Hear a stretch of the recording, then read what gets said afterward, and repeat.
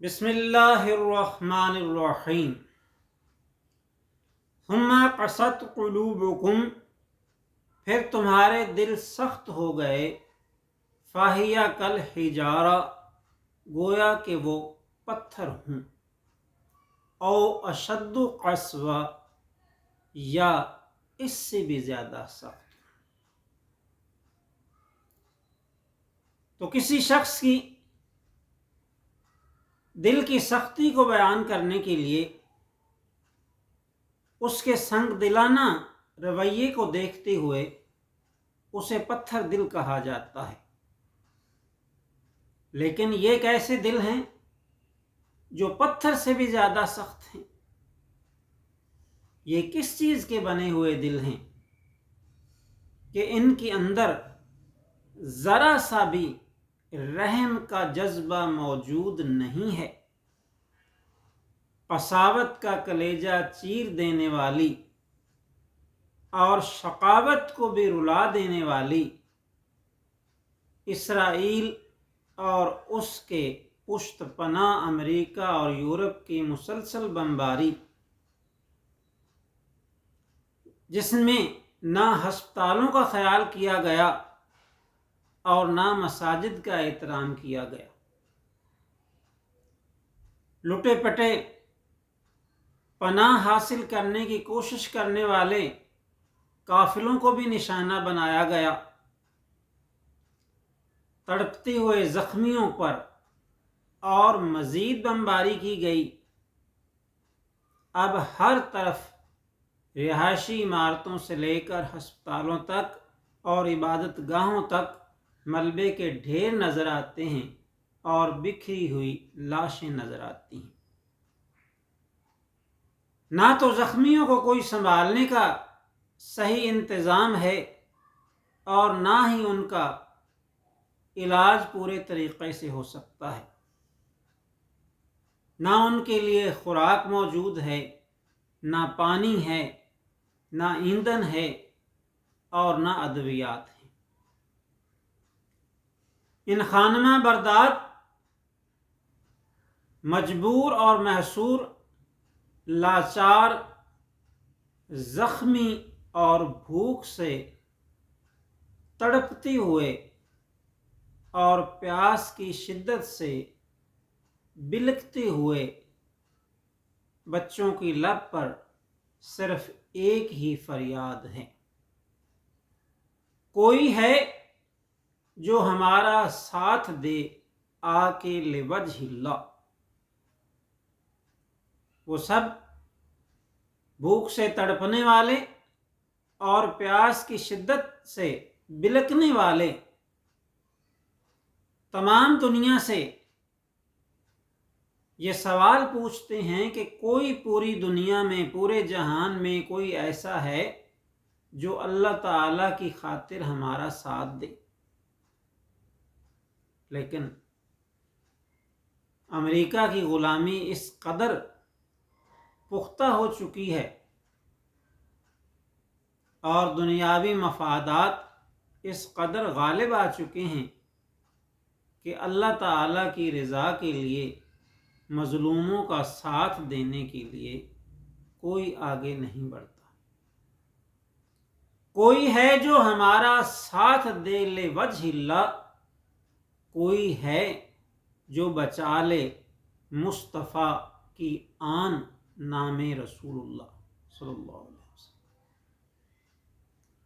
اب نہ تو کوئی ایسا نظر آتا ہے جو اللہ تعالیٰ کو راضی کرنے کے لیے مظلوموں کا ساتھ دے اور ظالموں کو ظلم سے روکے، اور نہ ہی کوئی ایسا نظر آتا ہے جس کو اسلام کی شان و عظمت کا پاس ہو، جس کو رسول اللہ صلی اللہ علیہ وسلم کی آن کا خیال ہو، اور وہ آپ صلی اللہ علیہ وسلم کے مبارک نام پر ان غریب اور مجبور، لٹے پٹے زخمیوں، بھوکوں اور پیاسوں کا ساتھ دینے کے لیے میدان عمل میں نکل آئے۔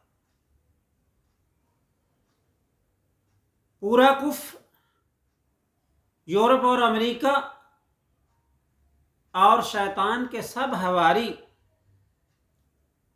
اسرائیل کی پیٹھ ٹھونک رہے ہیں، اس کا ساتھ دے رہے ہیں، اس کے ظالمانہ حملوں اور سنگ دلانہ کارروائیوں کی تائید کر رہے ہیں،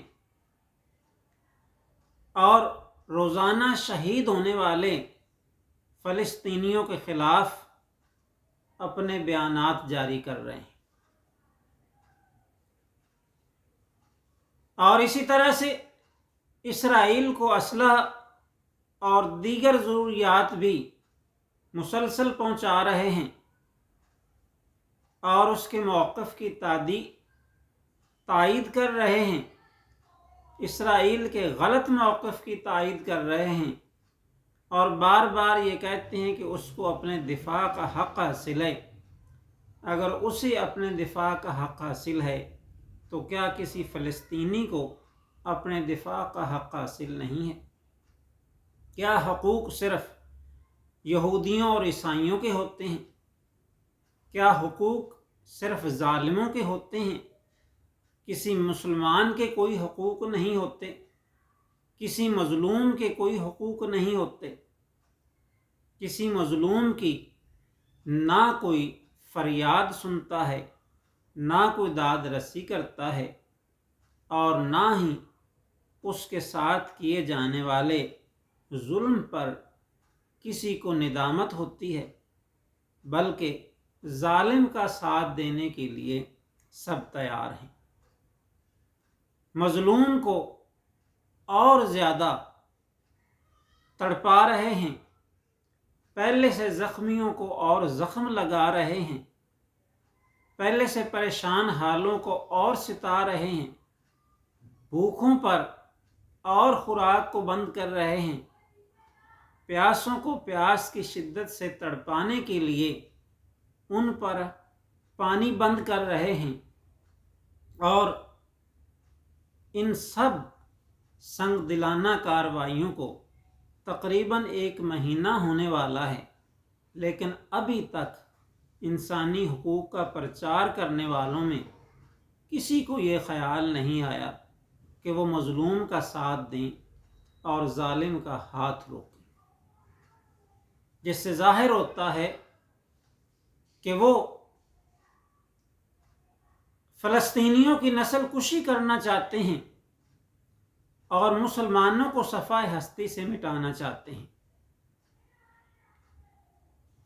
اسلام اور اہل اسلام کو مٹانے کی ناپاک سازشیں کرنے والے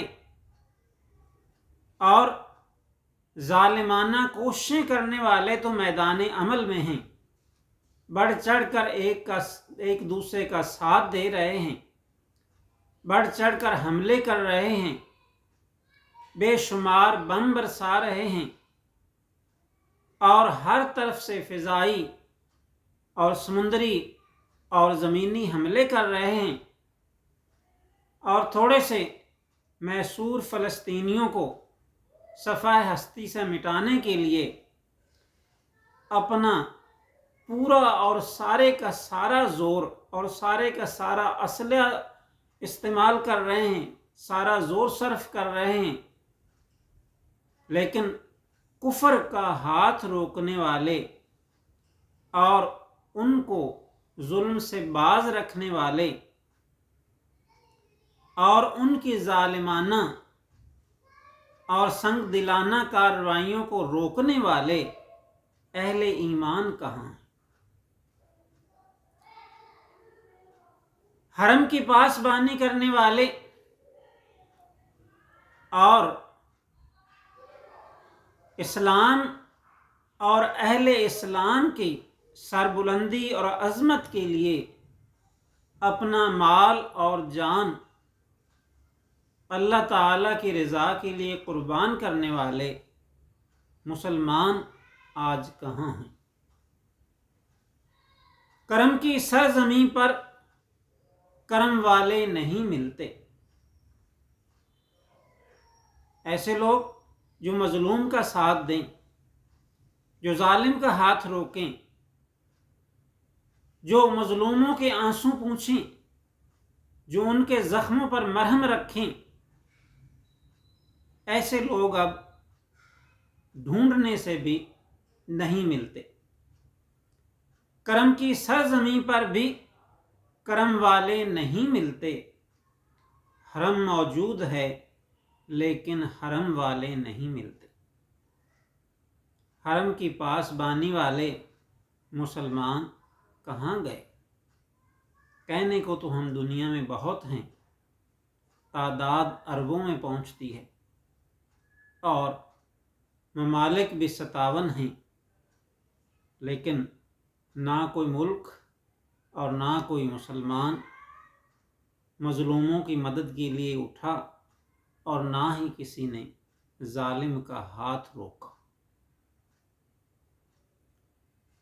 اتنی افواج ہونے کا، اتنا اسلحہ اور بارود ہونے کا، اور ایٹم بم ہونے کا کیا فائدہ اگر مظلوموں پر ہونے والے ظلم کو نہ روکا جا سکا، اور اگر ظالم کو اس کے ظلم کا جواب نہ دیا جا سکا۔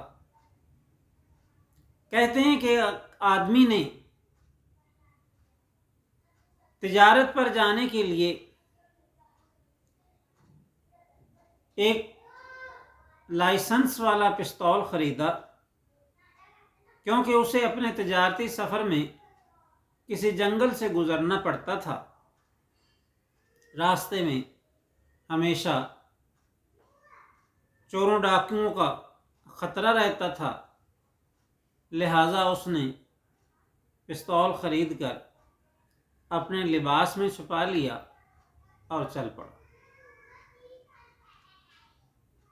جنگل سے گزرتے وقت ڈاکو آ گئے۔ انہوں نے آ کے اس سے سب کچھ چھین لیا اور اسے تمام مال و دولت سے، نقدی سے، جو کچھ بھی اس سے پاس تھا اس سے محروم کر دیا۔ وہ روتا پیٹتا گھر آ گیا۔ لوگوں نے پوچھا کیا ہوا، تو کہنے لگا کہ میں جنگل میں پہنچا ہی تھا تو وہاں ڈاکو آ گئے اور انہوں نے مجھ سے سب کچھ چھین لیا، میری عمر بھر کی پونجی سے مجھے محروم کر دیا۔ لوگوں نے کہا کہ تم تو اس بار بڑے تیار ہو کے گئے تھے اور پستول بھی ساتھ لے کے گئے تھے، تو پھر تم نے وہ پستول کیوں نہ چلایا؟ تم بھی اسلحہ اپنا نکالتے، استعمال کرتے، اپنے مال کی، اپنی عزت و آبرو کی، اپنی زندگی بھر کی جمع پونجی کی حفاظت کرتے۔ تو جب تم لے کے گئے تھے تو پھر اس کو استعمال کیوں نہ کیا؟ وہ کہنے لگا اس کو تو میں نے چھپائے رکھا۔ لوگوں نے کہا چھپائے رکھا، اس کی کیا وجہ ہے؟ تم نے اس کو چھپا کے کیوں رکھا؟ وہ کہتا ہے اس لیے کہ اگر میں اس کو نہ چھپاتا تو ڈاکوؤں نے وہ بھی چھین کے لے جانا تھا۔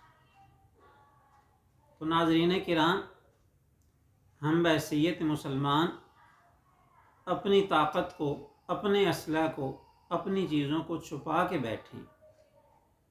اگر یہ مسلمان متحد ہو کر اپنے تمام وسائل استعمال کریں، اسرائیل اور اس کے حواریوں کی مصنوعات کا بائیکاٹ کریں، ان کے لیے اپنی اسپیس کو بند کر دیں، اسی طرح تیل اور گیس کو ان کے لیے بند کر دیں اور ان کے ساتھ تعلقات کو منقطع کر لیں،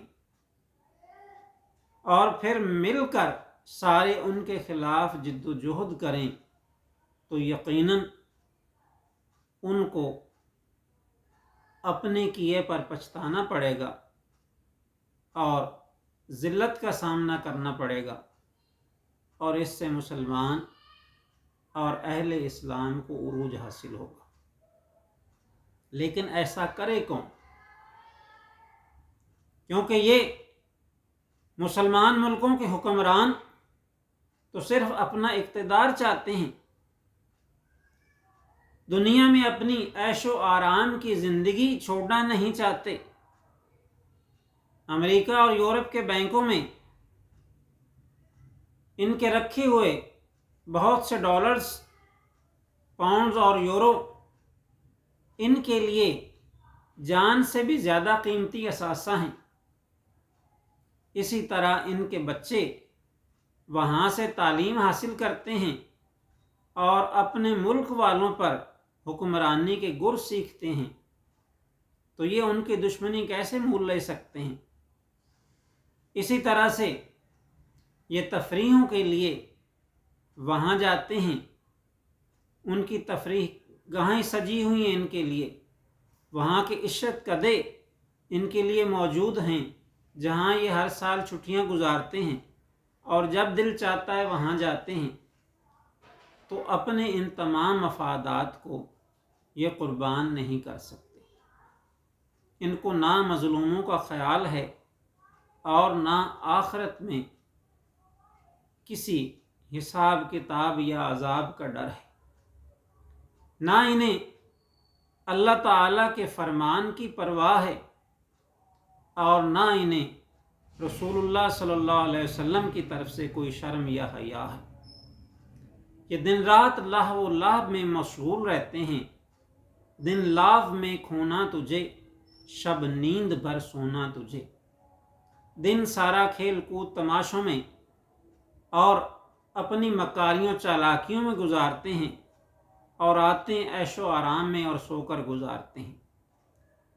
دن لاف میں کھونا تجھے، شب نیند بھر سونا تجھے۔ شرم نبی اور خوف خدا یہ بھی نہیں وہ بھی نہیں۔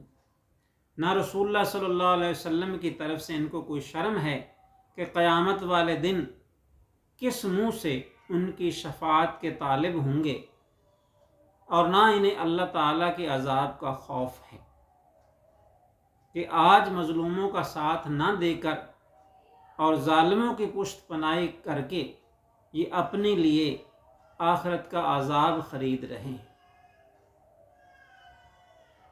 تو ناظرین کرام، ایسے لوگ جو اللہ تعالیٰ کا خوف نہ رکھتے ہوں، جو خدا سے نہ ڈرتے ہوں، وہ پھر ہر ایک سے ڈرتے ہیں۔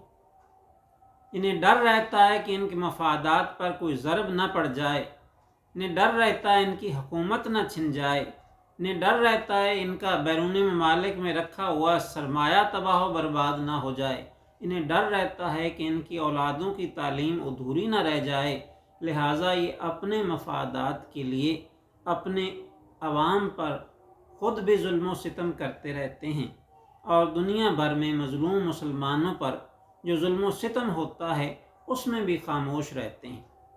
کبھی مصلحتاً کوئی بیان دے دیتے ہیں، اس کے علاوہ مجرمانہ خاموشی اختیار کرتے ہیں۔ لہٰذا یہ وہ لوگ ہیں جن کے اندر نہ تو کوئی جذبہ جہاد ہے اور نہ ہی ان کے اندر کوئی اسلامی اخوت ہے، نہ ہی ان کا مقصد اسلام کی سربلندی ہے، اور نہ ہی ان کا مقصد اللہ اور اس کو رسول صلی اللہ علیہ وسلم کو راضی کرنا ہے، بلکہ یہ ظالم کا ساتھ دینے والے ہیں۔ تو اصل میں یہ بھی انہی میں سے ہیں۔ تو لہٰذا چاہے مسلمانوں پر ظلم و ستم ہو، چاہے مساجد پر بمباری ہو، چاہے مساجد کی بے حرمتی ہو، چاہے مسجد اقصی کی بے حرمتی ہو، اور وہ انتظار ہی میں ہو اور وہ بار بار یہ سوال پوچھتی رہے کہ کیا نہیں ہے اور غزنوی کارگہ حیات میں، کیا زندگی کے کارخانے میں کوئی اور سلطان محمود غزنوی رحمۃ اللہ علیہ نہیں ہے؟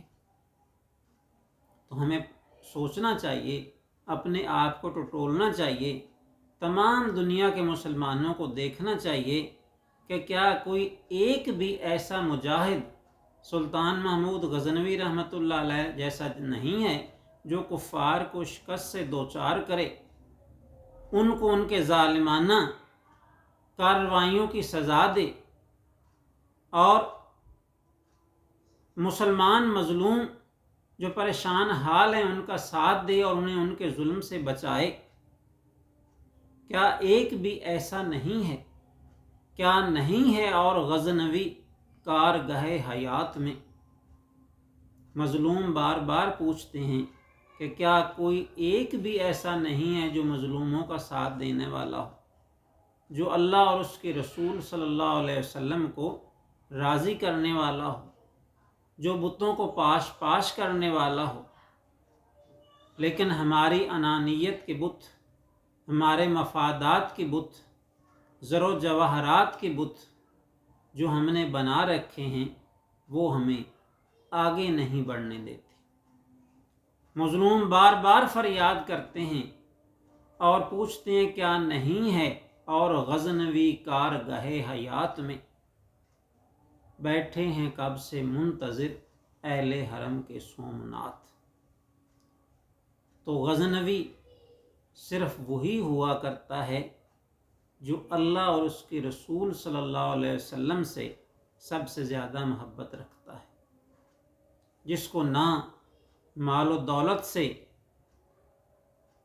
اور نہ مرتبہ و جاہ سے لگاؤ ہوتا ہے، نہ اسے دنیاوی مفادات عزیز ہوتے ہیں، اور نہ اسے اپنے اقتدار کو قائم رکھنے کے لیے دوسروں کی چاپلوسی کرنا ہوتی ہے، اور نہ ہی اپنے مرتبے کو برقرار رکھنے کے لیے ظالموں اور کافروں کے تلوے چاٹنے ہوتے ہیں، بلکہ وہ اللہ اور اس کے رسول صلی اللہ علیہ وسلم کے ساتھ سب سے زیادہ محبت رکھنے والے وہ مجاہدین اسلام ایسے تھے کہ جو کبھی بھی نہ اپنی جان بچاتے تھے، نہ اپنے مال کو عزیز رکھتے تھے۔ اسی لیے دنیا بھر میں ان کی عزت تھی، ان کو سربلندی حاصل تھی، ان کو فتوحات حاصل ہوتی تھیں، ان کو کامیابیاں اور کامرانیاں ملتی تھیں۔ تو آج مسجد اقصی اور اس کے پاس رہنے والے مظلوم فلسطینی یہ سوال پوچھتے ہیں، بار بار پوچھتے ہیں، کیا نہیں ہے اور غزنوی کارگاہ حیات میں؟ بیٹھے ہیں کب سے منتظر اہل حرم کے سومنات۔